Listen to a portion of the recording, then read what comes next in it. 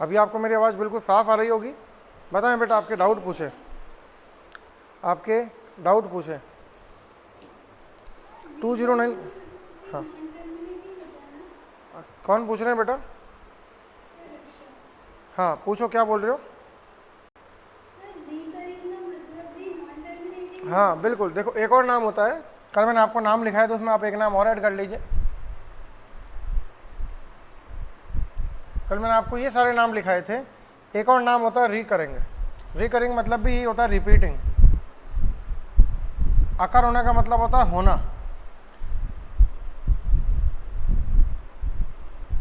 ये non recurring. तो recurring की स्पेलिंग ये होती है RECURRING। नॉन रिकरिंग और रिकरिंग। तो रिकरिंग का मतलब होता है वही रिपीट होना, सेम मतलब है इसका भी।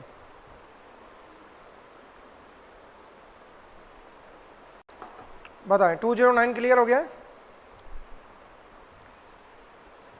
Yes, 210, 11,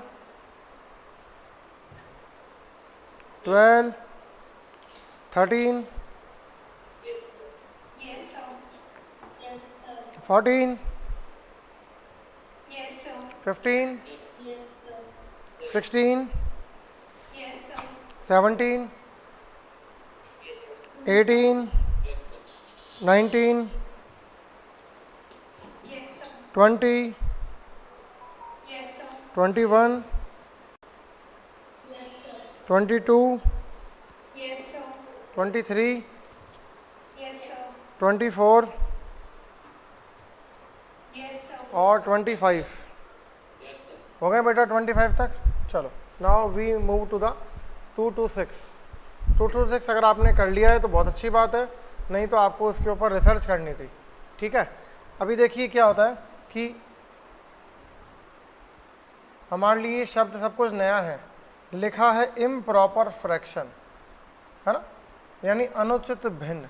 अब कितने लोग जानते हैं भिन्न क्या होता है, अनुचित भिन्न क्या होता है, कैसे इस क्वेश्चन से डील किया जाना है? कितने लोग अच्छे से पढ़ करके आए हैं आप में से? कौन बताना चाह रहा है? हाँ। रक्षा अभी आपसे पूछा नहीं है, अभी पूछा नहीं है ना? कौन कौन बताना चाह रहा है? और कौन बताना चाह रहा है? और कौन कौन पढ़ा है इसके बारे में? सर मैंने पढ़ा है। ईशानी बताओ, ईशानी आप बताओ। सर मैंने भी। और नाम नहीं मालूम पड़ता? मैंने से मालूम नहीं पड़ता, इसमें नाम बोलना पड़ता है अपना। Ishani yes sir. बताएं बेटा क्या पढ़ा है, एलोबरेट करें इसको।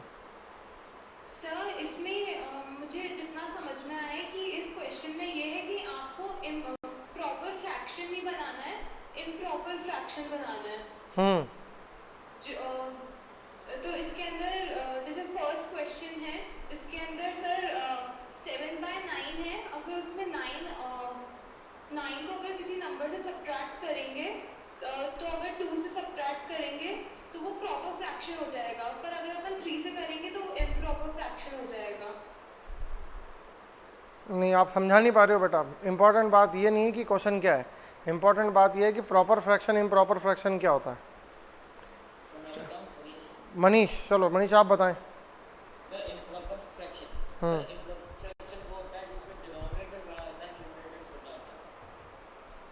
इम्प्रॉपर फ्रैक्शन वो होता है जिसमें डिनोमिनेटर बड़ा होता है।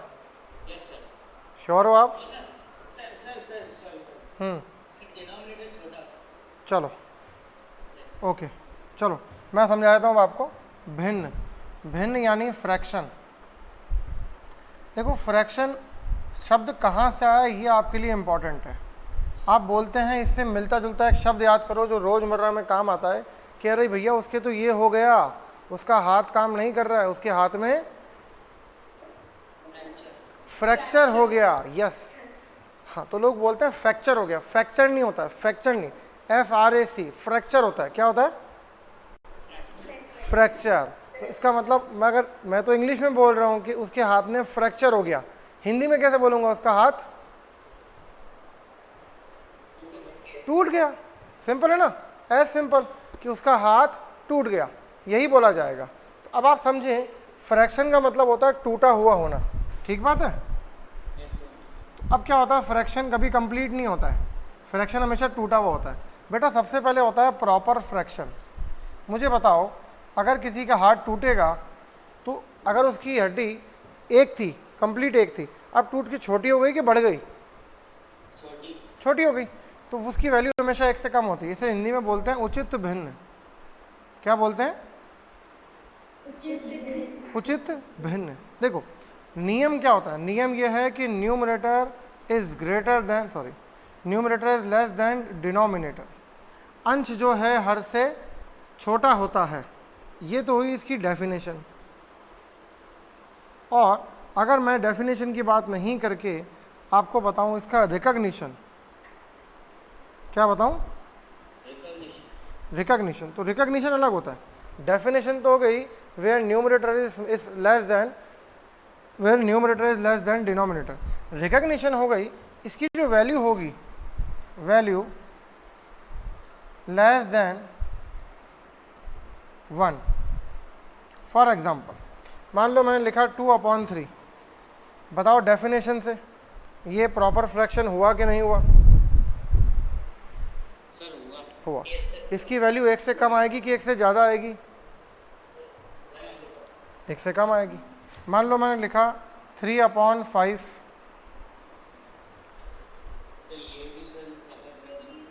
हाँ डेफिनेशन पे भी गौर करो बेटा, और डेफिनेशन रिकॉग्निशन पे भी गौर करो। वैल्यू आएगी ऐसी, एक से कम आएगी ना, एक से कम आएगी। ये बात दोनों से प्रूव होगी। दोनों से कैसे प्रूव होगी? डेफिनेशन से भी और रिकॉग्निशन से भी। भाई डेफिनेशन से दोनों स्पष्ट दिख रहे हैं, जब आप प्रूव करने जाओगे and if you right 2 divided by 3 तो डिवाइड जाता ही नहीं है ना, या जाता है डिवाइड? तो इसका मतलब न्यूमरेटर जब डिनोमिनेटर से छोटा होगा तो डिवाइड नहीं जाएगा, और डिवाइड जब नहीं जाएगा तो फाइनली क्या हम पॉइंट लगा देंगे, दैट मीन्स उसकी वैल्यू क्या हो गई? एक से छोटी हो गई। ठीक है ये बात? चलो गुड। तो अभी अपने को ये बात समझ में आ गई। अभी क्या होता है, अभी इनको मैं उल्टा कर देता हूँ। मैंने लिख दिया 3/2, बताओ ये 3/2 क्या है? इम्प्रॉपर फ्रैक्शन है ना, क्योंकि अब क्या हुआ, ये प्रॉपर नहीं है ना, तो देखो इसे बोलते हैं इम्प्रॉपर फ्रैक्शन। इम्प्रॉपर फ्रैक्शन यानी अनुचित भिन्न। इसको उल्टा कर लो भाई, जहां पर न्यूमरेटर डिनोमिनेटर से बड़ा होता है या फिर वैल्यू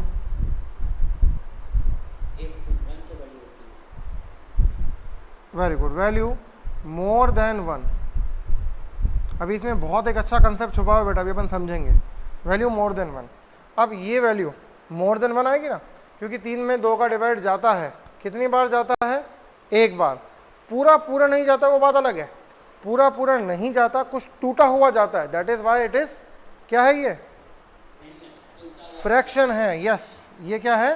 बोलते हैं ना कि वो तो उससे भिन्न हो गया। भाई वो व्यक्ति आजकल अपने परिवार से भिन्न हो गया, मतलब अलग हो गया, टूट गया।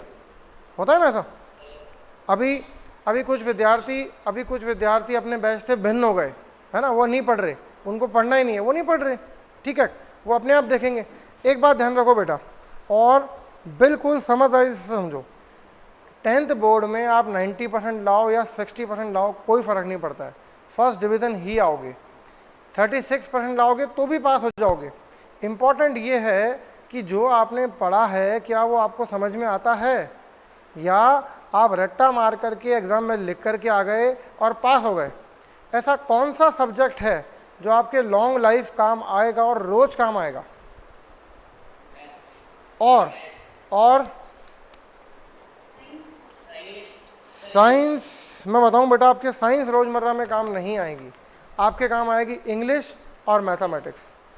ये 2 सब्जेक्ट हैं जो आपके डेली काम आएंगे। जब आप सब्जी खरीदने जाओगे तो आपको मैथमेटिक्स चाहिए।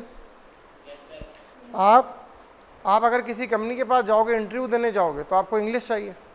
ये 2 ऐसी चीज़ें हैं जो आपको चाहिए ही चाहिए, मोस्ट रिक्वायर्ड है। बाकी सब चीज़ कम भी आएगी तो चल जाएगा।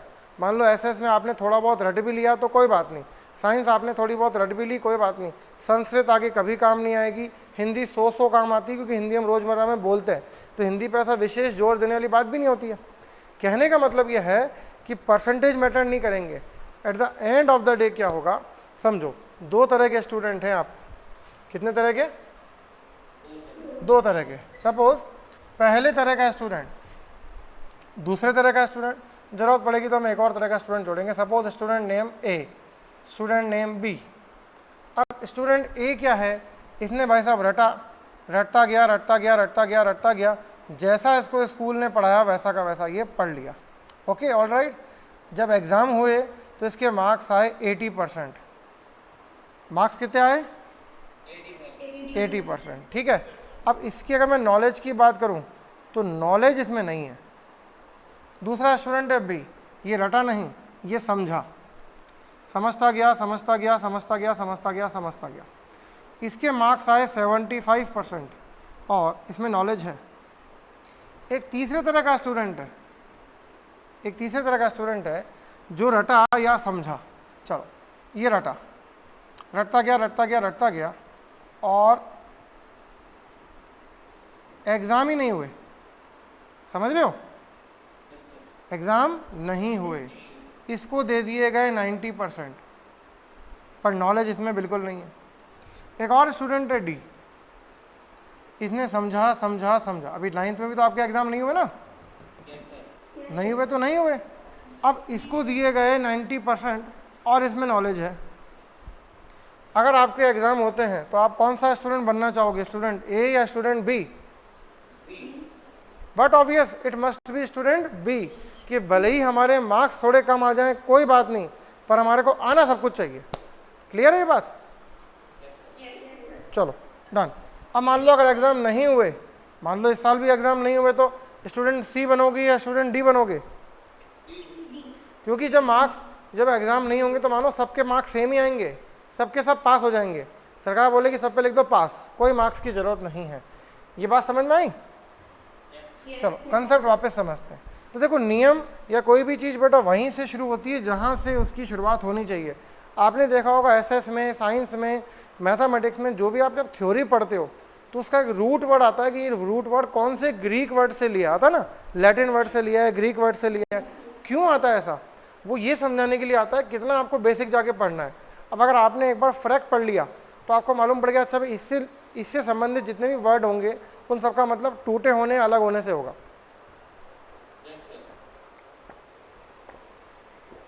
चलो जी, तो अभी आपको प्रॉपर इम्प्रॉपर समझ में आ गया? अच्छा, अब मुझे एक बात बताओ, ये मेरे पास मोबाइल है, ये मैंने मेरी जेब में रखा, क्या ये मेरी जेब में भी प्रॉपर रखा हुआ है या नहीं रखा हुआ है? सर नहीं रखा हुआ है। प्रॉपर नहीं है? प्रॉपर नहीं है? आपको कैसे मालूम प्रॉपर नहीं है? मेरे को तो बिल्कुल प्रॉपर लग रहा है, 100% प्रॉपर। तो मेरी जेब में इतनी जगह है बेटा, मेरी जेब है ही इतनी, मेरी जेब इतनी है, यहीं तक मेरी जेब है। सर मोबाइल तो इम्प्रॉपर रखा हुआ है। मोबाइल इम्प्रॉपर रखा हुआ है। अच्छा मुझे बताओ, अब मेरा मोबाइल प्रॉपर है या अब मेरा मोबाइल प्रॉपर, अब प्रॉपर है कि इम्प्रॉपर है? ये हुआ इम्प्रॉपर, क्योंकि जब मैं चलूंगा तो मोबाइल गिरेगा ना, और अभी मैं चलूंगा तो क्या मोबाइल गिरेगा? स्टिल ये प्रॉपर जगह है और ये इसकी इम्प्रॉपर जगह है। अगर कोई चीज़ इम्प्रॉपर जगह रखी होती है, फॉर एग्जांपल मैं ऐसा करता हूँ, कैमरा कैमरा कैमरा कैमरा, ये रहा,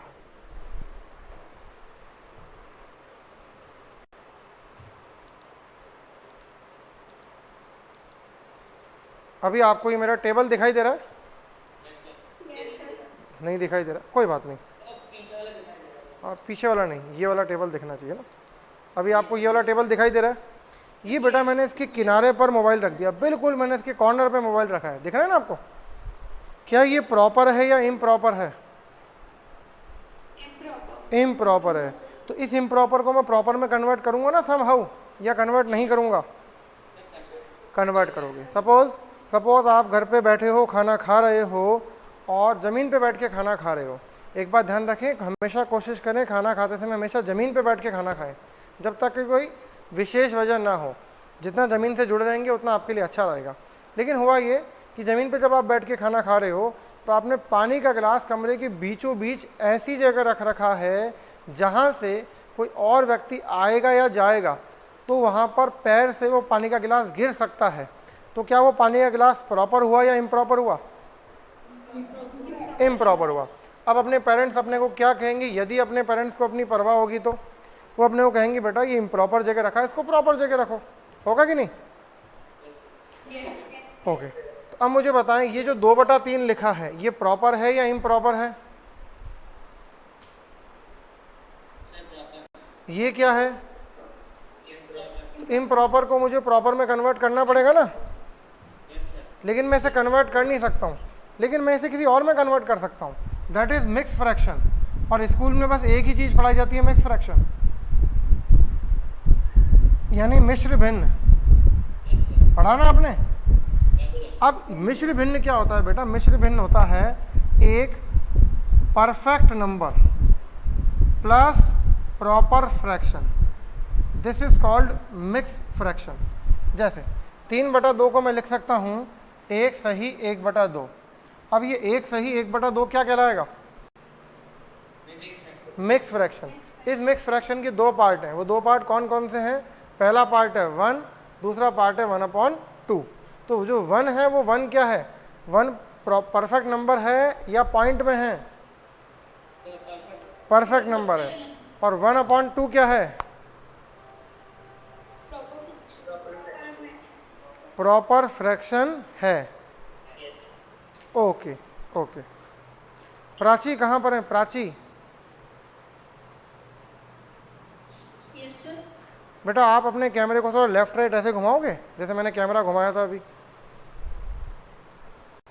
हाँ पूरा और घुमाओ। और कौन कौन है यहाँ पे आपके साथ में? कोई नहीं। घुमाओ एक बार। वो मेरा भाई है। ओके ओके, इस तरफ घुमाएं, इस तरफ। ओके चलिए गुड। तो बेटा अब ये प्रॉपर में तो कन्वर्ट नहीं हुआ है, क्योंकि कोई भी चीज़ जो इम्प्रॉपर फ्रैक्शन में आ गई वो प्रॉपर में कन्वर्ट नहीं हो सकती है, लेकिन वो किस में कन्वर्ट हो सकती है? मिक्स फ्रैक्शन में। ठीक है, अभी बताओ, अभी मैंने ये लिखा 7 सही 3/7, ये कौन सा फ्रैक्शन है? प्रॉपर, इम्प्रॉपर या मिक्स? मिक्स। अभी ये बताओ 2 सही 5/2, ये कौन सा है? बहुत ध्यान से, जल्दीबाजी मत करना।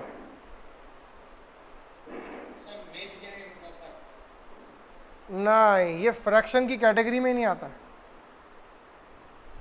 ना तो ये प्रॉपर है, ना इम्प्रॉपर है, ना मिक्स फ्रैक्शन है। आप कभी भी 2 सही 5/2 लिख ही नहीं सकते हैं। क्यों नहीं लिख सकते? इधर देखो, क्या आप कभी 10/100 लिख सकते हो? नहीं लिख सकते हो, क्योंकि 10/100 सिंप्लीफाई होके 1/10 होगा। ये लिखना गलत है और ये लिखना सही है। बात समझ में आ रही है? मैं अगर आपको कहूँ, आप मेरे पास में आए, मान लो मैं पेन बेचता हूँ, ये पेन बेचने वाला हूँ, आप मेरे से पूछोगे कि ये पेन कितने रुपए का है? मैंने आपको कहा ये पेन 10/2 रुपए का है, कैसा लगेगा? सिंप्लीफाई नहीं हुआ ना, तो आप परेशान होगे। मैंने कहा मुझे क्या कहना चाहिए था, ये पेन कितने रुपए का है? 5 रुपए का है, लेकिन मैंने उसकी जगह क्या कहा? 10/2 रुपए का है। तो क्या 10/2 कहना ठीक है कहीं से भी? नहीं, मुझे उसको हमेशा सिंप्लीफाई करना चाहिए, हमेशा सिंप्लीफाई करना चाहिए। ठीक है ये बात? तो क्या 10/100 लिखना ठीक रहेगा? बिल्कुल नहीं, सिंप्लीफाई होके बन जाएगा 1/10। ऐसे ही 2 सही 5/2 होता ही नहीं है मैथमेटिक्स में। देखो आप, 2 दूनी 4 और 5 9। अब 9/2 जो है ये इम्प्रॉपर फ्रैक्शन है, इसको जब मैं कन्वर्ट करूंगा तो दिस इज 4 1/2। ये सही मिक्स फ्रैक्शन है और ये गलत मिक्स फ्रैक्शन है, क्योंकि मैंने आपको बताया मिक्स फ्रैक्शन जो बनता है वो बनता है perfect number plus proper fraction से। ये परफेक्ट नंबर तो है, ये भी परफेक्ट नंबर है। अब ये प्रॉपर फ्रैक्शन है या इम्प्रॉपर फ्रैक्शन है? और ये अभी बात समझ में आ गई? इन दोनों का ही मतलब आएगा 9/2। दोनों का ही मतलब आएगा कितना? 9/2। क्लियर है ये बात? कुछ कॉपी करना है यहाँ से? No sir. कुछ भी कॉपी नहीं करना है। ऑल राइट, आगे बढ़ते हैं। अब अपन क्वेश्चन सॉल्व करते हैं। Question number 226। ये किसी की फैन चल रहा है पीछे से, उसकी आवाज़ आ रही है माइक में से, कुछ डिस्टरबेंस हो रहा है। तो अब बात क्या कर रहे हैं, इधर देखो। मैंने आपको कहा कि बहुत ध्यान से समझना बेटा क्वेश्चन, इस क्वेश्चन पे बाद में आ रहे हैं। मैंने आपको कहा कि मेरे पास में 5 रुपए हैं। कितने रुपए हैं? 5। मैं बाजार गया और एक दुकान पर जाकर के मैंने एक आर्टिकल पूछा। उसने कहा भैया ये आर्टिकल 7 रुपए का है। कितने रुपए का है? तो मैं घर से कितने रुपए और लाऊं कि मैं वो आर्टिकल खरीद सकूं? What more amount should I bring from my home so that I can buy that article? Confirm 2 rupees? अगर मैं 3 रुपए ले आऊं तो क्या दिक्कत है? क्या दिक्कत है? तो दिक्कत क्या है? तो भी तो मैं आर्टिकल खरीद सकता हूं। अगर मैं 4 रुपए ले आऊं घर से तो, मैं 5 रुपए ले आऊं घर से तो, मैं अगर 100 रुपए ले आऊं घर से तो, इसका मतलब हुआ जो आपने 2 रुपए कहा ना बेटा, वो मिनिमम 2 रुपए था। समझ रहे हो बात को? That was minimum 2 rupees. मुझे घर से रुपए तो लाने हैं, पर कम से कम कितने रुपए लाने हैं? 2 रुपए। मतलब मैं ज़्यादा ला सकता हूँ, मतलब मैं 2 रुपए से ज़्यादा ला सकता हूँ, पर मुझे 2 रुपए से कम नहीं लाने चाहिए। अगर मैं 2 रुपए से कम लाऊंगा तो क्या मैं वस्तु खरीद पाऊंगा? नहीं खरीद पाऊंगा। और 2 रुपए से ज़्यादा ले आऊंगा तो, और 2 रुपए ही ले आऊंगा तो, बात समझ में आ गई? अब इधर देखो, मुझे 2 बातें कही जा सकती है। मुझे ये कहा जा सकता है कि 9 में से कुछ घटाना है, शुड बी सब्ट्रैक्टेड फ्रॉम 9, मतलब नीचे वाले में से कुछ घटाना है। फॉर एग्जाम्पल, मैं अगर इसको ऐसा करूं, मैं 10/9 लिख दूं तो क्या होगा? प्रॉपर कि इम्प्रॉपर? इम्प्रॉपर। और अगर मैं 7/6 लिख दूं तो? बोलो, इम्प्रॉपर। अब देखो, यहां पर मैंने न्यूमरेटर में छेड़खानी करी है और यहां पर मैंने डिनोमिनेटर में छेड़खानी करी है। मुझे किस में छेड़खानी करने को कहा जा रहा है?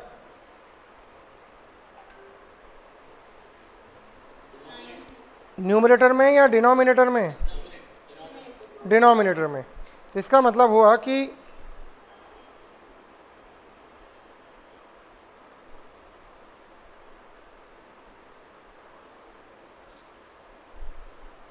इसका मतलब ये हुआ कि मैं दोनों में छेड़खानी कर सकता था, पर क्वेश्चन में लिखा था कि 9 में से घटाओ। तो बताओ 9 में से कितना घटाऊं? वो तो आपको बताना है ना, यही तो आपको बताना है कितना घटाना है। बताओ कितना घटाऊं? Sir 3। Very good, 3 is the correct answer. और अगर मान लो मैं 4 घटा दूं तो 9 - 4 कितना होगा? 5। तो क्या 9/5 जो है वो इम्प्रॉपर फ्रैक्शन होता है? Yes sir. ओके। अगर मान लो मैं इसमें से 5 घटा दूं तो 9 - 5 क्या होगा? तो क्या अभी भी ये इम्प्रॉपर फ्रैक्शन होगा? यस। अब मुझे बताओ, 3 घटाने से भी आंसर आ रहा है, 5 घटाने से भी आंसर आ रहा है, 4 घटाने से भी आंसर आ रहा है, तो इन सब में से मेरा सही आंसर कौन सा होगा? तो जो लीस्ट है बेटा ये क्वेश्चन पढ़ो, क्वेश्चन में क्या लिखा है? हाँ जी, 3। क्वेश्चन में लिखा है मिनिमम, तो मिनिमम मुझे क्या घटाना पड़ेगा? 3 घटाना पड़ेगा। क्लियर है ये बात? बताओ, मेरे पास कितने रुपए थे और मुझे कितने रुपए का सामान खरीदना था? तो मुझे मिनिमम कितने रुपए चाहिए थे? तो अगर मैं घर से 100 रुपये लाता तो भी मेरा काम चल जाता, 200 रुपये लाता, 1000 रुपये लाता, 1 लाख रुपये लाता तो भी मेरा काम चल जाता, लेकिन मिनिमम कितने रुपए लाने थे? अभी बात समझ में आ गई? क्लियर? चलो कुछ कॉपी करना है यहाँ से? ओके 227।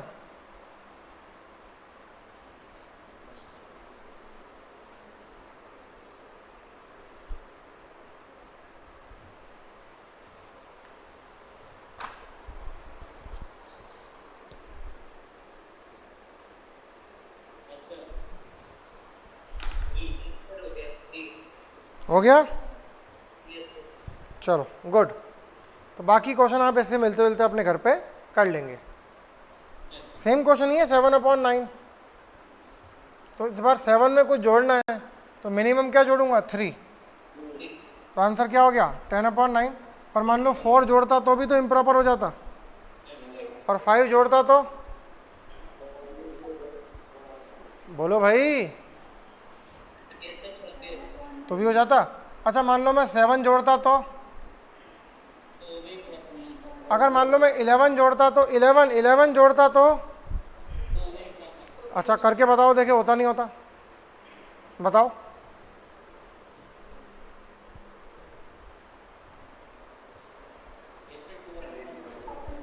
प्रॉपर होता कि इम्प्रॉपर होता? अरे बेटा कुछ भी नहीं होता। 18/9 हमारी क्लास जब शुरू हुई तो बहुत सारे बच्चे पढ़ रहे थे, ठीक है? अभी जो बच्चे पढ़ रहे हैं सबके सब वो प्रॉपर हैं कि इम्प्रॉपर हैं? दोनों हैं। मैं होमवर्क चेक करूंगा तब मालूम पड़ेगा कि प्रॉपर हो कि इम्प्रॉपर हो। बात समझ में आ रही है? और वो लोग जो हमारी क्लास में नहीं आ रहे वो क्या हैं? वो इस डेफिनेशन से ही बाहर हैं। ये फ्रैक्शन ही नहीं है। क्या 2 फ्रैक्शन होता है? क्या यस? क्या 1 फ्रैक्शन होता है? नहीं। अभी बात समझ में आई ना? तो अगर मैं 11 जोड़ूंगा ना तो फिर ये फ्रैक्शन में कन्वर्ट नहीं होगा, फिर तो ये फ्रैक्शन की डेफिनेशन से बाहर चला गया। क्लियर है ये बात? मैंने आपको बताया फ्रैक्शन, फ्रैक का मतलब होता है टूटा हुआ ना। तो क्या 2 टूटा हुआ है या साबुत है? परफेक्ट है। क्लियर ये बात? चलो गुड। घर पे आपको ऐसे क्वेश्चन देखने को मिलेंगे। 232 बहुत ही आसान क्वेश्चन है बेटा। देखो पहला बात तो क्या होता, पहली बात तो मैं क्या करता, मैं इसको देखता ही नहीं, मैं इसको इग्नोर कर देता कि हटा भाई मुझे तेरे से क्या मतलब।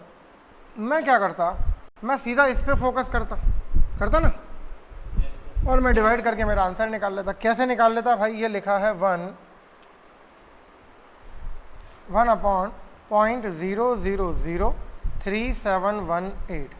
तो 7 डिजिट के पहले पॉइंट है, तो 1 2 3 4 5 6 7। अब मैं इसमें डिवाइड कर देता, 1 2 3 4 5 6 7 डिवाइडेड बाय 3718। तो क्या मैं डिवाइड करके थोड़ी देर में मेरा आंसर नहीं निकाल लूँगा, या निकाल लूँगा? टाइम लगेगा। बिल्कुल ठीक बात है। इसलिए मुझे ये दिया गया है। बात समझ में आई कि नहीं समझ में आई? अच्छा देखो मैं आपको एक ट्रिक बताता हूँ जो हमने बेसिक्स में पढ़ी है। बेटा हमने पढ़ा था कि अगर m नंबर की संख्या को, अगर if n m digit number is multiplied with n digit number, answer digit will consist how many digits? उत्तर संख्या। हाँ जी कितना?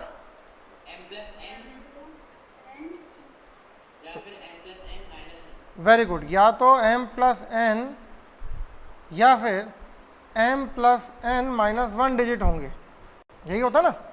अब मैं जानता हूँ कि मेरे आंसर में कितने डिजिट हैं? 7 तो 0 है, 7 तो 0 है, और एक ये है, टोटल 8 डिजिट हुए हैं। अगर मुझे यहाँ पर 8 डिजिट इस वाले नियम से चाहिए, इस वाले नियम से, ठीक है, m+n मान लो मैं लेता हूँ, और m में कितने डिजिट हैं? 4 डिजिट है। तो बताओ n में कितने डिजिट होंगे?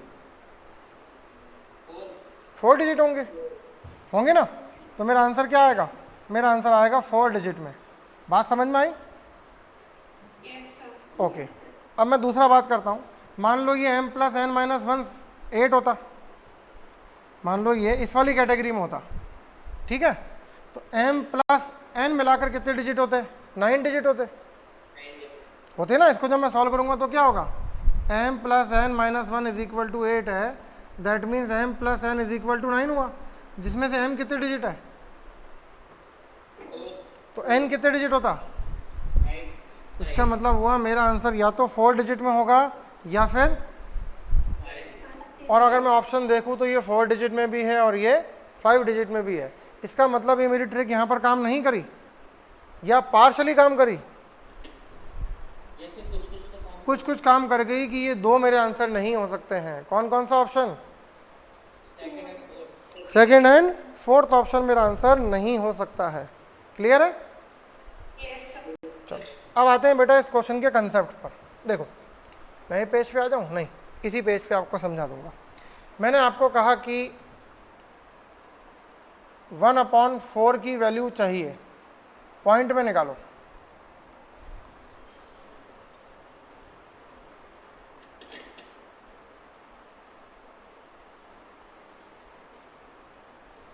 सर 0.25। 0.25, ठीक बात है। मैंने कहा कि 1/40 यस सर। की वैल्यू निकालिए।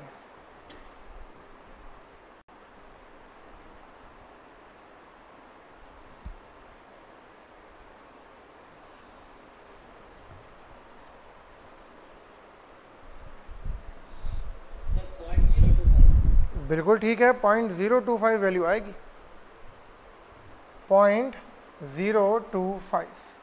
मैंने कहा कि 1/0.4 की वैल्यू निकालिए।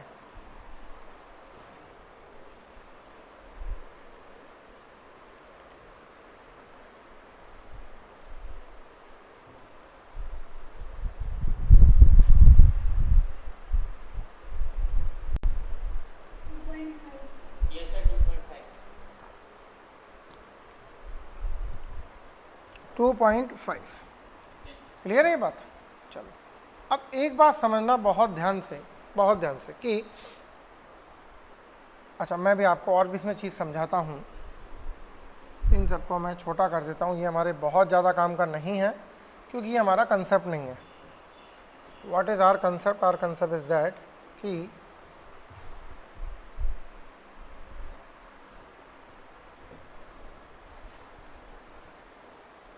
अगर मैं इन्हीं सब क्वेश्चन को उल्टा लिख दूं, फॉर एग्जांपल मैं इसको लिख दूं 1/0.25,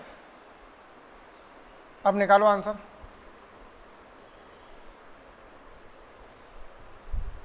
सर 4। नितिन कितने आराम से बैठे हो ना, कुछ लिख नहीं रहे हो, कुछ लिखने की इच्छा नहीं हो रही है? नितिन कुछ लिख नहीं रहे हो, सॉल्व नहीं कर रहे हो? आपकी कॉपी दिखाओ, अभी तक क्या लिखा है आपने?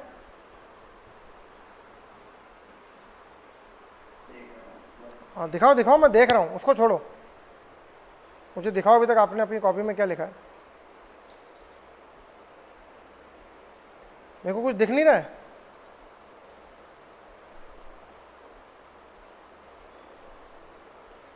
नितिन मुझे आपकी कॉपी नहीं दिख रही है। हाँ अभी तक इतना ही लिखा है आपने, इसका प्रीवियस पेज दिखाओ, इसका प्रीवियस पेज दिखाओ।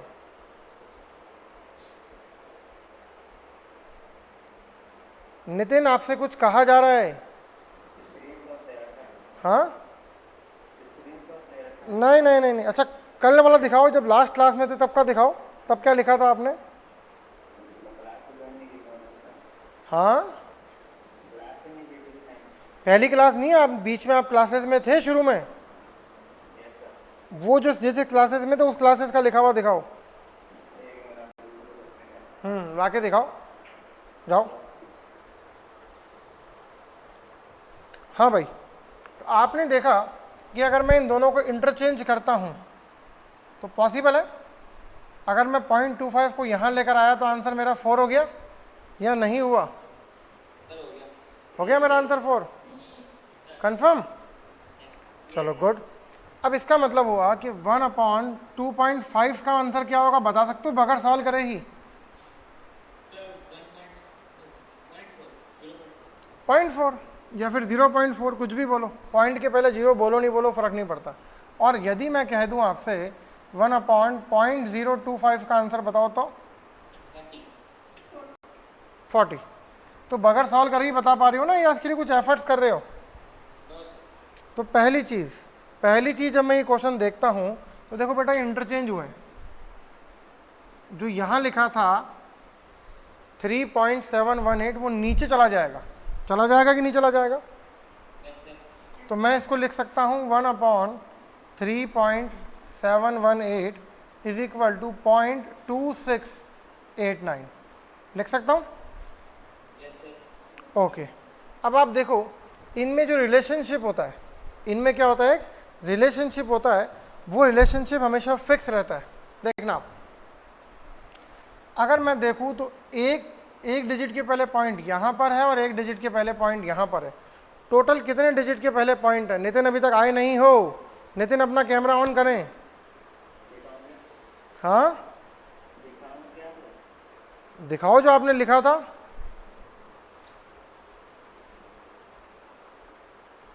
क्योंकि नितिन बेटा आपने लास्ट क्लास में भी तो स्क्रीनशॉट लिए होंगे ना, तो वो स्क्रीनशॉट आपने बाद में कॉपी भी करे होंगे।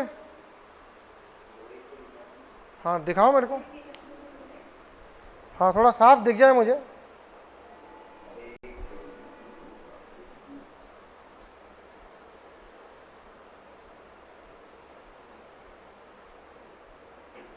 ये तो पहली वाली क्लास है, इसके बाद भी क्लासेस में आप आए थे।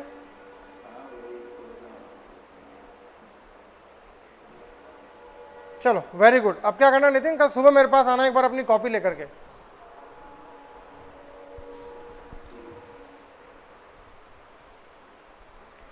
तो इतनी बात आपको वापस समझाते हैं। एक डिजिट यहाँ पर है, एक डिजिट यहाँ। कितने डेसिमल डिजिट हुए? 2 हुए डेसिमल डिजिट।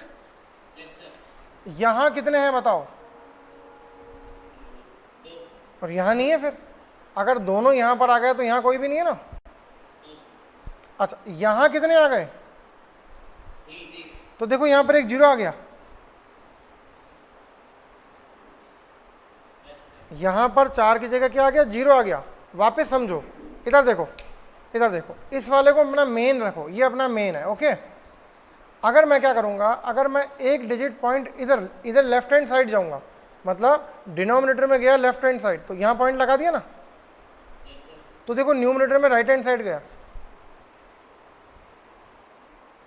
इसको देखो और इसको देखो, इसके पॉइंट कहाँ किसका? लेफ्ट हैंड साइड किसका कि राइट हैंड साइड किसका? इसके कहाँ किसका? बात समझ में आई? ठीक ऐसे ही अगर यहाँ से यहाँ देखोगे तो लेफ्ट हैंड साइड किसका एक पॉइंट? इसके कहाँ किसके का?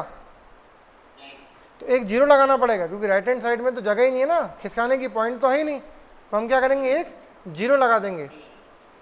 बात समझ में आई इतनी? ओके, अब ये देखो, अब यहाँ कितने डेसिमल पॉइंट हैं? यहाँ कितने डेसिमल पॉइंट हैं?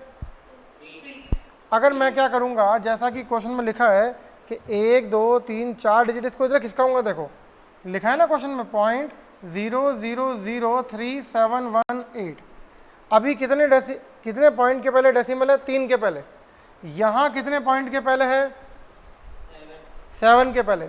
तो ये डेसिमल पॉइंट कितनी जगह शिफ्ट हुए? कितने प्लेसेस शिफ्ट हुए? 4 प्लेसेस शिफ्ट हुए। तो ये वाला डेसिमल पॉइंट भी कितने प्लेसेस शिफ्ट होगा? 4 प्लेसेस शिफ्ट होगा। तो बताओ मेरा आंसर क्या आएगा? 2689। क्लियर है ये बात?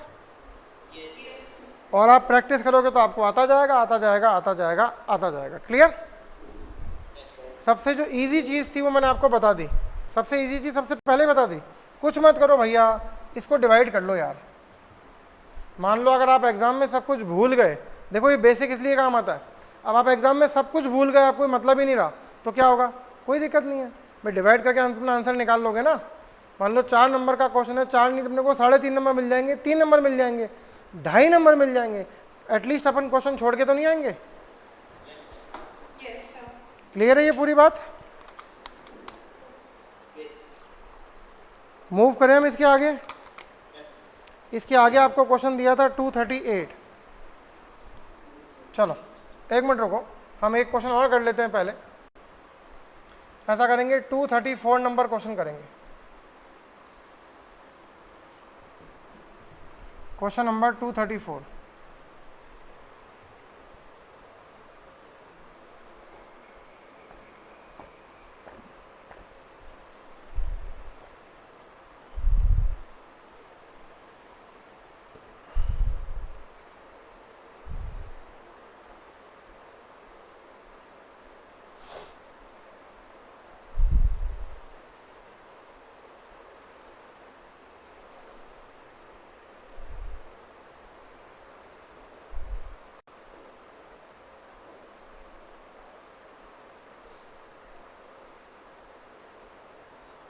सर पॉइंट टू ज़्यादा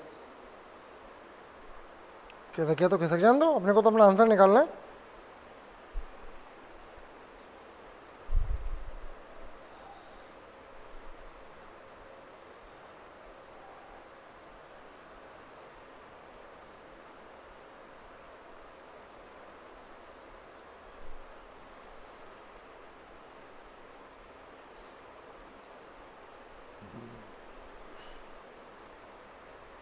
देखो टोटल कितने डिजिट के पहले पॉइंट है, 2 इधर और 3 इधर।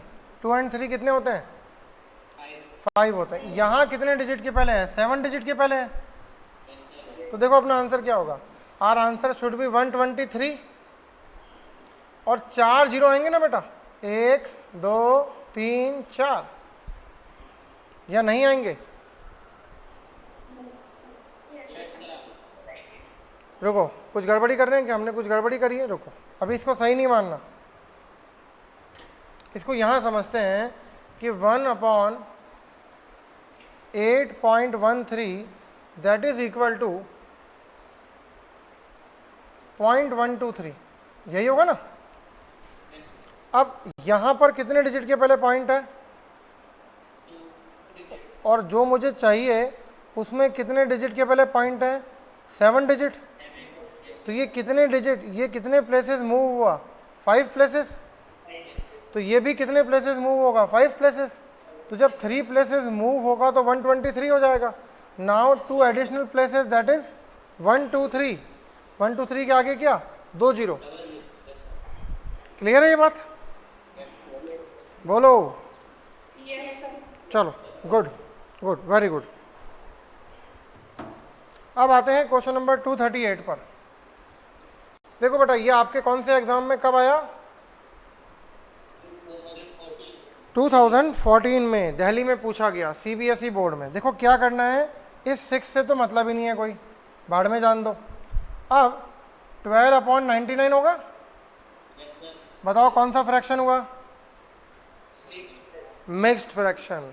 जिसमें से मिक्स्ड फ्रैक्शन के कितने पार्ट होते हैं? सर 2 पहला पार्ट कौन सा होता है? परफेक्ट नंबर दूसरा पार्ट कौन सा होता है? Proper fraction. Proper fraction. अब इसको सॉल्व करेंगे तो पहले ये कटेगा, 3 से कटेगा 4 टाइम्स, 3 से कटेगा 33 टाइम्स, अब नहीं कटता है। तो 198 + 4 202/33। All right. और मेरे से क्या पूछा है, मेरे से पूछ सकता था कि P + Q बताओ, पूछ सकता था ना, यस सर। मेरे से पूछ सकता था P - Q बताओ, पर मेरे से पूछा है Q के P फैक्टर्स। क्या पूछा है? Q के P फैक्टर्स। Q कितना है? 33 है। अब बताओ 33 के P फैक्टर्स क्या होंगे? 11 11 तो 3। और आपने घर पे ये क्वेश्चन भी कर लिया था। Yes sir. चलो, 239 कर लिया, 240, yes sir. 241, yes sir. 242। Yes sir. Okay. अब बेटा पहली चीज़ अपना होमवर्क लिख लो। होमवर्क है आपका 226 से लेकर के 237 तक के क्वेश्चन है ना, प्लस रिवीजन करेंगे जो कुछ अभी तक आपको पढ़ाया है उसका। रिवीजन किसका करेंगे? रिवीजन करेंगे सबसे पहले अपने जो भी आपको थ्योरी पढ़ाई है उसका, okay. Yes sir. Plus practice sheet में से रिवीजन करेंगे। लेकिन प्रैक्टिस शीट में से रिवीजन कैसे करेंगे? आपने देखा है कि हर क्वेश्चन टाइप में, मतलब हर टाइप के क्वेश्चन का मैंने एक सब क्वेश्चन टाइप बना रखा है। Yes sir. किसी ने शीट का प्रिंट आउट निकलवाया बाहर से कहीं से? सर पीडीएफ है। अगर आप देखेंगे सबसे पहले क्वेश्चन नंबर 1 to लेके 30 तक एक जैसे क्वेश्चन है। 1 to 30 से लेके एक जैसे क्वेश्चन है ना। आपको क्या करना है, हर 10 क्वेश्चन में से कोई एक क्वेश्चन करना है, या हर 5 क्वेश्चन में से कोई एक क्वेश्चन करना है। बात समझ में आई? जैसे 30 तक एक ही क्वेश्चन टाइप है, तो 30 तक में कितने क्वेश्चन करने हैं? 3। क्लियर? अब आप देखेंगे फिर 31 से 38 तक एक ही क्वेश्चन टाइप है, तो इसमें कितने क्वेश्चन करने हैं? 2 क्वेश्चन, या एक क्वेश्चन करोगे तो भी बहुत है, वरना 2 क्वेश्चन कर लो। फिर आप देखोगे 39 से 53 तक एक जैसे क्वेश्चन है, इसमें कोई भी 2 क्वेश्चन कर लिए। समझे? तो हर क्वेश्चन टाइप में से 1 2 3 1 2 3 1 2 3 क्वेश्चन करते हुए आगे बढ़ जाना है। क्लियर? प्लस अब जो मैं पढ़ाऊंगा नाउ, उनको बहुत अच्छे से घोटना है। घोटने से मतलब है बहुत अच्छे से रिपीट करना है, सब कुछ रटा होना चाहिए, क्योंकि कंसेप्ट तो मैं क्लियर करा दूंगा पर रटना आपको है। ओके? क्लियर है ये बात? अब देखो कंसेप्ट क्या होता है। कंसेप्ट है कि 12 इंटू 12 इज ए स्क्वायर, है ना, ये कंसेप्ट हुआ। पर इसकी वैल्यू कितनी आती है? अब बताओ ये 144 आपको रटा हुआ है या इसके पीछे कोई कंसेप्ट है? कोई कंसेप्ट नहीं है, आपको 144 रटा हुआ है। Yes sir. मनीष अपना मोबाइल नंबर बोलो। बस बस, ये रटा हुआ है कि कंसेप्ट है इसके पीछे? महेंद्र सिंह, इस नाम के आगे आपने अधिकतर क्या शब्द सुना है? महेंद्र सिंह? धोनी, यानी नाम आपने इतनी बार सुना है कि आपको रट गया। विराट, नरेंद्र, सुना है ना आपने? तो ये कुछ शब्द हम जो बार बार बोलते हैं वो हमारे को रट जाते हैं, लेकिन कंसेप्ट उसके पीछे कुछ और होता है।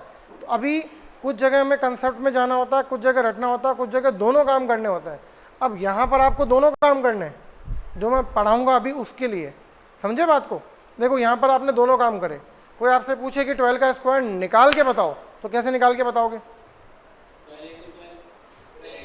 आप निकाल के बताओगे ऐसे, बेटा दिस इज कंसेप्ट, कि देखो साहब 2 2 ज़ा 4 1 2 1 ऐड कर दिया, ये कंसेप्ट हुआ ना? तो that means you know the concept. आपको कंसेप्ट आता है कि नहीं आता है? पर जब आपने 144 बोला तो आपने कंसेप्ट से किया या आपको रटा हुआ था? तो कुछ जगह चीज़ों को आपको रटना पड़ता है। जैसे मैंने अभी आपसे आपका मोबाइल नंबर पूछा, तो आपका मोबाइल नंबर आपको याद है कि रटा हुआ है? रटा हुआ है। अभी फर्क समझ रहे हो? चलो गुड। अब मैं आपको इसके आगे पढ़ाता हूँ, और जो मैं आपको इसके आगे पढ़ा रहा हूँ, ध्यान देना बेटा, वही चीज़ मैंने आपको पहले पढ़ाई अपनी ऑफलाइन क्लासेस में। अच्छा एक बार ये देखना, नहीं अभी आपके ही समझ में नहीं आएगा, समझ में आ जाएगा, चलो बाद में देखेंगे इसको। ये देखो ये कितना समझ में आ रहा है।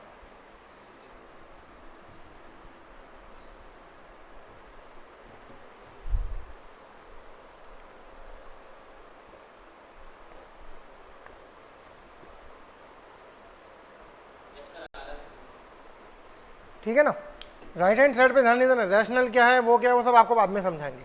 और देखो ये तो बहुत ही ज़बरदस्त समझ में आएगा आपको। सबसे प्यारी इमेज यही है अभी तक।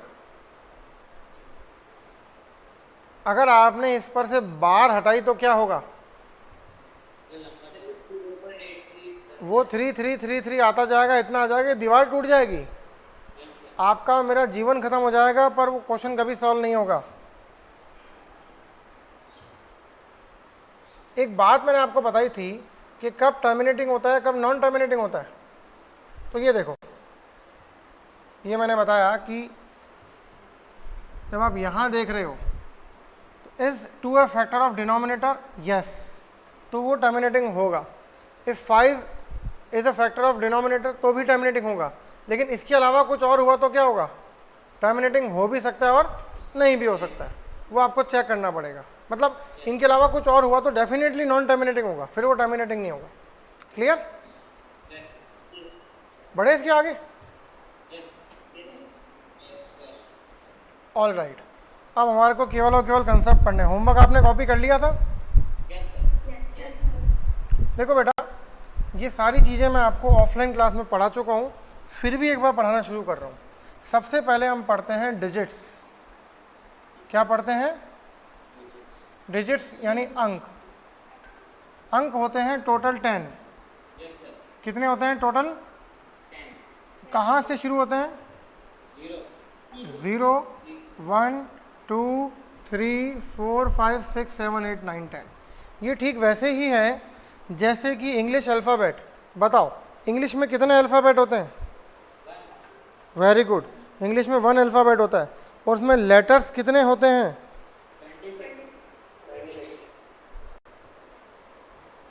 26। तो जैसे इंग्लिश 26 लेटर से मिलके बनी है ना, और 26 लेटर से मिलकर के लगभग 5.5 लाख वर्ड्स हैं इंग्लिश में। कितने? 5.5 लाख वर्ड्स हैं। लेकिन वो 5.5 लाख के 5.5 लाख वर्ड में क्या खास बात है? वो बने A to Z से ही है, कोई नया लेटर नहीं है उनमें, या कोई नया लेटर है? नहीं है। ठीक ऐसे ही मैथमेटिक्स में भी एक ही अल्फ़ाबेट है, उस अल्फ़ाबेट में कितने लेटर्स हैं? 10 लेटर्स हैं। उन 10 लेटर से मिल गई तो पूरा का पूरा मैथमेटिक्स बना है या नहीं? ओके। अभी क्या है, डिजिट्स के आगे आते हैं नंबर। मैंने बताया था नंबर को शॉर्ट में एनो क्यों लिखते हैं? क्योंकि ये लैटिन वर्ड से बना है, दैट इज न्यूमेरो। तो नंबर कितने होते हैं? नंबर होते हैं इन्फिनाइट।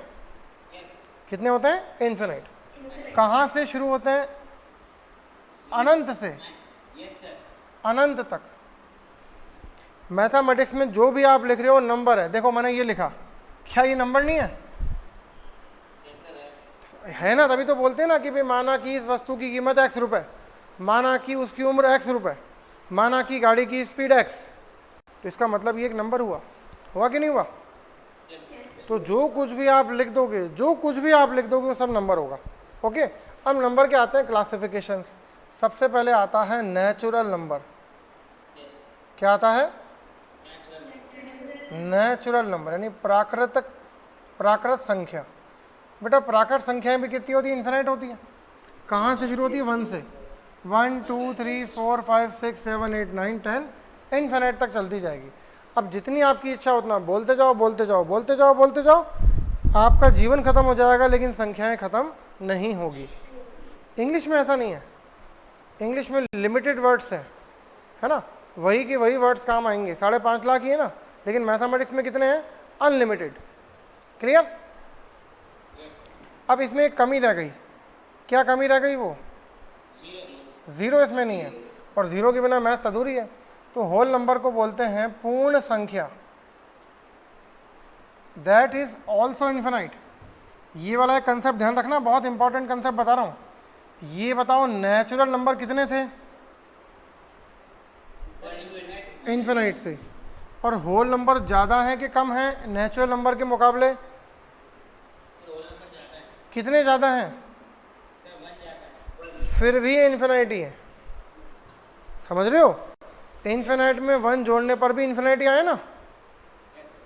और मान लो मैं इसमें से एक नंबर माइनस कर दूँ तो भी इन्फिनाइट होगा, तो भी तो वह इन्फिनाइट ही रहेगा। इसका मतलब ये हुआ कि अगर मेरे पास में 1 बाल्टी पानी है, उस 1 बाल्टी पानी में से अगर मैं 1 चम्मच पानी निकाल लूँ तो बताओ कितना पानी हुआ? 1 बाल्टी। और अगर 1 चम्मच डाल दूँ तो भी 1 बाल्टी। ये कुछ उसी प्रकार से है। ओके। अब इम्पॉर्टेंट बात क्या है कि why these are known as natural number, क्योंकि हम जब काउंटिंग करते हैं नेचुरली, मैंने कहा कि भैया अमृता काउंटिंग करो फटाफट से, काउंटिंग करो। 1 2 3 4 5 6 वेरी गुड। अपन छोटे बच्चों को बोलते हैं ना काउंट करो, तो छोटे बच्चा काउंटिंग कहाँ से करता है? 1 से ही करता है। ये उसका नेचर है कि नहीं है? तो ये हमारा नेचर है, that is why these are known as natural numbers. ठीक है, इसलिए इनको अपन बोलते हैं नेचुरल नंबर्स। ठीक है, तो अब किसको हम नेचुरल नंबर बोलते हैं? अभी आप देखोगे कि ये ऊपर एसी लग रखा है, इस एसी से जो हवा आएगी क्या वो नेचुरल होगी? नहीं। आप देखोगे कि ये पंखा चल रहा है, देख रहे हैं, क्या ये नेचुरल हवा देगा? ये एक और पंखा चल रहा है, देखा पंखा चलता हुआ? बताओ क्या ये नेचुरल हवा देगा? नीचे आते हैं, ये खिड़की दिख रही है, अब इसमें से जो हवा आएगी वो क्या होगी? नेचुरल होगी। ओके, तो जो चीज़ भगवान ने बनाई है वो सब नेचुरल है, और ये क्या है? नेचुरल के आर्टिफिशियल? लेकिन फिर भी हवा तो देगा, देगा कि नहीं देगा? चलो ऑल राइट। तो ऐसे ही होल नंबर या एसी नेचुरल क्यों नहीं है, पंखा नेचुरल क्यों नहीं है? क्योंकि पंखे का आविष्कार हुआ। तो zero was invented, zero was invented by Aryabhatta, that is why it is not natural number. Clear है ये बात? जीरो का आविष्कार किसने किया था? आर्यभट्ट ने किया था। इसलिए जीरो जो है वो नेचुरल नंबर में नहीं आता, लेकिन वो होल नंबर में आता है। क्लियर? अब आते हैं बेटा इंटीजर्स। क्या आते हैं? देखो, जब मैं कह रहा हूँ ना नेचुरल, तो मैंने आगे नंबर कहा कि नहीं कहा? जब मैंने कहा होल तो आगे, लेकिन इंटीजर के आगे नंबर नहीं आता। इंटीजर मतलब इंटीजर्स, इसे बोलते हैं पूर्णांक। ये भी इन्फिनाइट होते हैं, इसमें नेगेटिव वाले सारे जोड़ लो। नेगेटिव इन्फिनिटी से शुरू करो, -3, -2, -1, 0, 1, 2, 3 इन्फिनाइट तक जाते जाओ। क्लियर है ये? इसके तीन पार्ट हैं। कितने पार्ट हैं? या फिर कैटेगरी कह सकते हो कि इसकी 3 कैटेगरी है। पहली कैटेगरी है नेगेटिव, दूसरी कैटेगरी है पॉजिटिव, और दिस वन इज न्यूट्रल। देखो, इसको बोलते हैं हिंदी में ऋणात्मक। क्या बोलते हैं? इसे बोलते हैं धनात्मक, और इसे बोलते हैं उदासीन। तो ये इसकी 3 कैटेगरी या इसके 3 पार्ट्स हम कह सकते हैं। कॉपी कर ले बेटा इतना।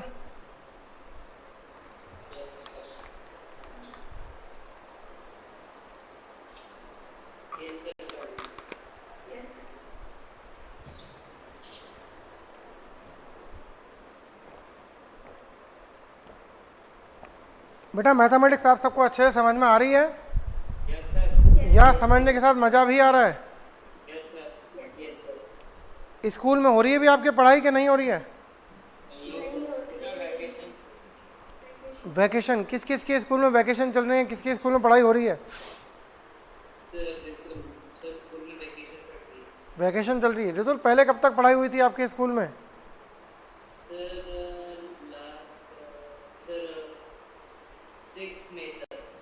और 6 मई तक क्या पढ़ाया था बेटा मैथमेटिक्स में आपको?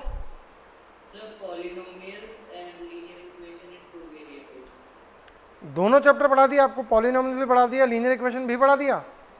Yes, sir. और रियल नंबर स्टार्ट हो गया। अच्छा, तो पॉलिनोमियल्स कितने दिन में पढ़ाया आपको? Sir 10 to 12 days। 10 to 12 days लिए, चलो ठीक है, ओके। और लीनियर इक्वेशन में? सर लीनियर इक्वेशन बाद में शुरू किया था सर, वो 4 से 5 क्लास में खत्म था। 4 से 5 क्लास में, ओके। और रियल नंबर कहाँ तक पहुँच गए थे? सर अभी जो स्टार्ट ही किया था सर, बेसिक पढ़ रहे थे। कितनी क्लासेस हुई थी आपकी रियल नंबर्स की? Sir 2 classes. क्या पढ़ाया था 2 क्लासेस में? सर 2 क्लासेस में सर हमने थ्योरम पढ़े थे सर, एल्गोरिथम एंड लाइमा। अच्छा, एल्गोरिथम एंड लाइमा, वो तो अपने आप काम आएगी, वो तो अपने एससीएफ में काम आएगी, है ना? ठीक है।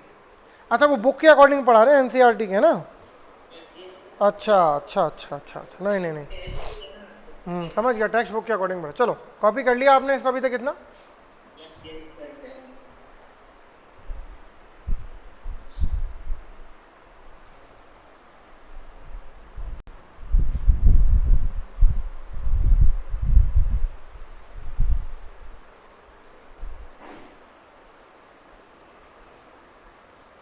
अब अगर इंटीजर्स की अपन बात करते हैं बेटा, तो देखिएगा इनके 3 पार्ट मैंने आपको बता दिए ना, अभी भी वो 3 पार्ट अपने को इजीली विजिबल है। अब इनकी कैटेगरी क्या, अब इनके टाइप होते हैं 4 टाइप्स। 4 टाइप्स में सबसे पहले नंबर पे आता है पॉजिटिव इंटीजर। पॉजिटिव इंटीजर कितने होते हैं या कौन कौन से होते हैं, तो दिख ही रहे हैं आपको पॉजिटिव कौन से हैं, 1 2 3 इन्फिनाइट तक। दूसरे होते हैं नेगेटिव इंटीजर्स। नेगेटिव इंटीजर दिख रहे हैं आपको कौन कौन से हैं, माइनस इन्फिनाइट, -3, -2 एंड -1। अब खास बात क्या है, ज़ीरो दोनों में ही शामिल नहीं होता है, या ज़ीरो शामिल है दोनों में, नहीं है। Zero is neither positive nor negative. ये पॉजिटिव नेगेटिव दोनों ही नहीं है, इसीलिए इसको हम क्या बोल रहे हैं, न्यूट्रल। गाड़ी में एक गियर होता है न्यूट्रल गियर। अगर गाड़ी न्यूट्रल गियर में होती है तो ना तो आगे जाती है ना पीछे जाती है। क्लियर? चलो और आगे बढ़ते हैं, और अब आते हैं नॉन पॉजिटिव। बेटा 3 पार्ट थे, 3 पार्ट में से पॉजिटिव वाला पार्ट छोड़ दो तो 2 पार्ट बटे 0, 2 पार्ट बचे आपके पास में, माइनस इन्फिनाइट, -3, -2, -1 एंड 0। तो ये सारे के सारे क्या हो गए, नॉन पॉजिटिव हो गए। इसमें कोई डाउट? अब आते हैं नॉन नेगेटिव इंटीजर्स। ये कौन से हुए, 0 1 2 3 इन्फिनाइट। मतलब ये वाले छोड़ दो, बाकी दोनों पार्ट ले लो, तो that is non negative integers. Okay, अब ये वाला जो ग्रुप है ना, ये वाला group same as what, natural number, and this group same as what, whole number. ये होल नंबर के इक्विवेलेंट है और ये नेचुरल नंबर के इक्विवेलेंट है। देखो अभी आपने नेचुरल नंबर कॉपी करे ना, देखो नेचुरल नंबर के इक्विवेलेंट है कि नहीं है। ये जो ग्रुप आपने नेचुरल नंबर के लिए कॉपी करा वो सेम ग्रुप ये है, जो ग्रुप आपने नॉन नेगेटिव सॉरी जो ग्रुप आपने होल नंबर के लिए कॉपी करा वो सेम ग्रुप ये है। क्लियर है ये बात? अब देखो कॉपी कर लिया यहाँ तक। देखो सबसे पहले डिजिट, डिजिट से बना नंबर, नंबर से नेचुरल, नेचुरल से होल, होल से इंटीजर, इंटीजर के पार्ट हमने पढ़ लिए। अब समझते हैं इनमें कमियां कहाँ रह गई। भाई डिजिट से तो काम चलेगा नहीं, डिजिट तो 9 पे आके ख़त्म हो गए, तो डिजिट को आगे बढ़ाना पड़ेगा। तो हम कहाँ पहुँच गए, हम पहुँच गए नंबर्स पर। ठीक है, जब नंबर्स पर पहुँचे तो नेचुरल नंबर पर आए। नेचुरल नंबर पर आए तो हमने देखा इसमें क्या कमी रह गई थी, 0 की, तो 0 शामिल कर दिया। फिर इनसे भी बात नहीं बनी, क्या कमी रह गई, नेगेटिव नहीं था, तो हमने नेगेटिव भी इनमें शामिल कर दिए, तो बन गए इंटीजर्स। अब क्या हुआ, इंटीजर से भी जब काम नहीं चल रहा है तो परेशानी क्या आती है, हमें चाहिए फ्रैक्शन पॉइंट, चाहिए ना, तो आते हैं रैशनल नंबर। क्या आते हैं, यानी परिमेय संख्याएं। दैट इज एनीथिंग, 2 बात ध्यान रखनी है, any number which can be written in the form of p upon q where q should not be equal to 0। अगर ऐसा है तो वो रैशनल नंबर है। ओके, और अगर ऐसा नहीं है तो वो इर्रेशनल नंबर है। ये हुई बुक की डेफिनेशन। आपको ध्यान है मैंने क्लासरूम में क्या पढ़ाया था आपको, एक शब्द याद कराया था, वेरी गुड, आकृति। आप जब राशन की दुकान पे जाओगे तो क्या लेकर जाओगे, रुपए पैसे लेके जाओगे, और नहीं तो क्या लेके जाओगे, आकृति। तो जहाँ कहीं पर कोई आकृति बन जाती है, कोई डिज़ाइन बन जाती है, दैट इज इर्रेशनल नंबर। ठीक है ये बात? चलो अब आज के लिए बेटा यहीं तक। होमवर्क आपको मालूम है, कल अपन इसके आगे कंटिन्यू करेंगे। क्लियर?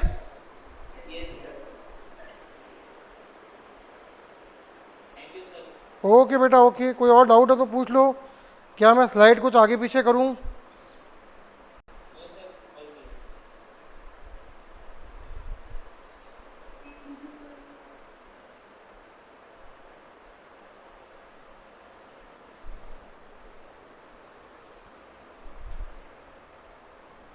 चलो समाप्त, मीटिंग एंड कर दूं मैं इसकी। Okay sir. चलो, जय हिंद, जय भारत।